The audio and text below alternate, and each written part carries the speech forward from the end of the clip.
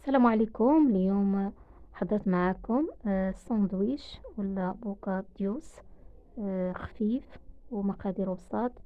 كلنا كنحيروا اش غادي نديرو للعشاء، وشي حاجه كيبغوها تعجب الكبار تعجب الصغار، وكنتلفو خصوصا في العشاء. ما كتعرفيش اش غادي ديري ليه. اليوم نقترح عليكم هاد الساندويش على شكل بوكاديوس. كيجي ساهل و5 دقائق هانتي حضرتيه. خاصها تكون عندكم الخبز ديال التورتيلا في المجمد يكون واجد عندكم، وراه مقاديره ساهلين. كناخذ واحد البصله كنشحرها نقطعها مزيان، وكنضيف ليها واحد شويه اللحم ديال الصدر ديال الدجاج ولا اللحم ديال لادانت اللي كان متوفر قطع صغار. كنضيف ليهم واحد رشه ديال الملحه والابزار وشويه ديال الحرقوم وواحد جوج دراس ديال الثوم محكوكين وشويه ديال القزبر والمعدنوس وشويه ديال الزيت، وكنخليهم حتى كيتشحروا مزيان. ممكن تضيفوا ليه حتى واحد المعلقه ديال دانون مسوس الا كان متوفره، راه كتجي داك خصوصا الا درتو اللحم ديال العدن كتجي فتيه. ومن بعد في هذا قليت واحد شويه ديال الفريت. في نفس الوقت انا كنشحر في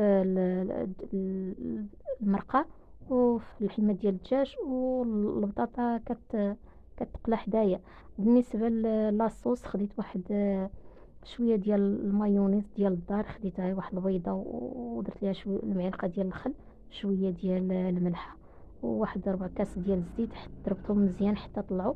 ومن بعد ضفت ليهم واحد راس معلقه ديال لامونطاد، شويه ديال معلقه صغيره ديال لاصوص الجيريان، ومعلقه صغيره ديال لاصوص اندونيسيان. انا خلطتهم مزيان باش ديك النكهه. كاين اللي ما كيبغي كل لاصوص كتكون فيها نكهه متميزه، انا ما كيعجبونيش. وانا خلطتهم كاملين وضفت ليهم واحد الفرماجه وضربتهم في الخلاط. كتجي هاد لاصوص كتجي زوينه بزاف وكتجي بنينه. ما فيهاش ديك لاصوص ديال الزرقاء كما كتعرفوا، كتكون فيها واحد الرائحه مجهده.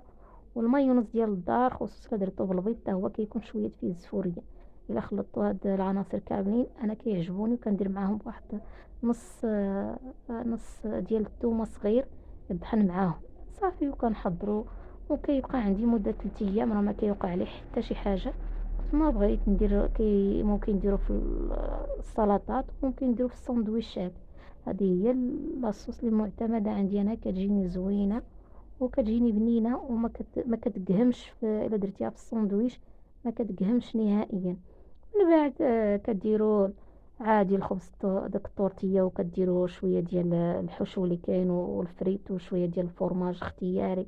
انا درت شويه ديال الفرماج الابيض. ممكن ديروا المربعه ديال الساندويش وشويه ديال الفريت، وكتجمعوه وكتبريسوه في البريسه. صافي هادشي اللي كاين البنات. نتمنى هاد الساندويش يعجبكم. راه ساندويش رخيص كما كنقولوا اقتصادي، والمهم كيشبع وكيشهي وكيعجب الكبير والصغير. نتمنى الفيديو يعجبكم، الى اللقاء الى فيديو قادم ان شاء الله. والسلام عليكم ورحمه الله وبركاته. الى فيديو قادم ان شاء الله.